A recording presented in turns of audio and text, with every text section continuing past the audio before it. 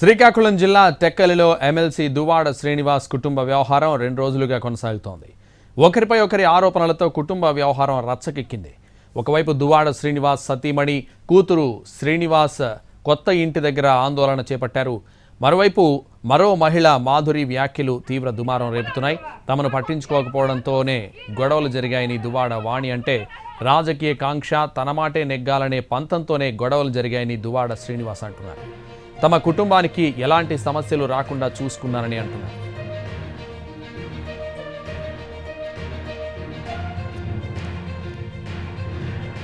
తమ కుటుంబంలో చిచ్చు పెట్టిందని మాధురిపై తీవ్ర ఆరోపణలు చేశారు దువ్వాడ వాణి.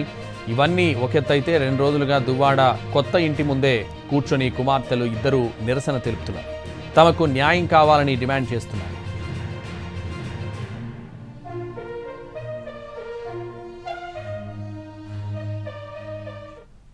శుక్రవారం రాత్రంతా దువ్వాడ ఇంటి ముందు హై డ్రామా నడిచింది. పెద్ద కుమార్తె హైందవితో కలిసి వాణి దువ్వాడ శ్రీనివాస్ కొత్తగా నిర్మించిన ఇంటికొచ్చారు.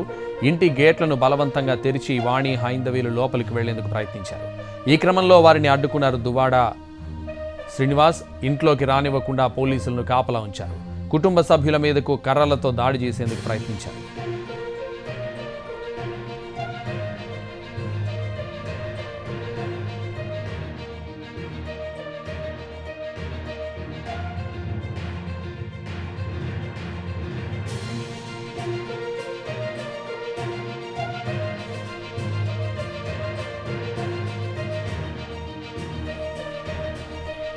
ఇంట్లోకి రానిచ్చేంత వరకు తగ్గేది లేదని దువ్వాడ వాణి ఆమె కుమార్తె భీష్మించి కూర్చున్నారు. అయితే శ్రీనివాస్ మాత్రం వారిని లోపలకు రానిచ్చేది లేదంటున్నారు. దీంతో ఇంటి ఆవరణలోనే వాణి హైందవి బైఠాయించారు. రాత్రి నుంచి అక్కడ హై డ్రామా నడుస్తూనే ఉంది. తలుపులు బద్దలు కొట్టి భార్య వాణి, కూతురు హైందవి, కొందరు బంధువులు ఆ ఇంట్లోకి వెళ్లేందుకు ప్రయత్నించారు. అయితే దువ్వాడ శ్రీనివాస్ ఆయన బంధువులు ఆమెను అడ్డుకున్నారు.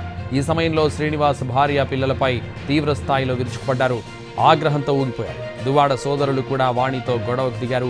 పరిస్థితి ఉద్రిక్తంగా మారడంతో పోలీసులు ఇరు వర్గాలకు సర్ది చెప్పారు. ఈ క్రమంలో భార్య వాణి, కూతురు హైందవి ఆరు బయటే పడుకున్నారు.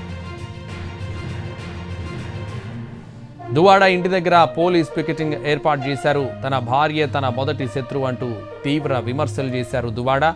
ఆమె రాజకీయ కాంక్షే ఇన్ని సమస్యలకు కారణమన్నారు.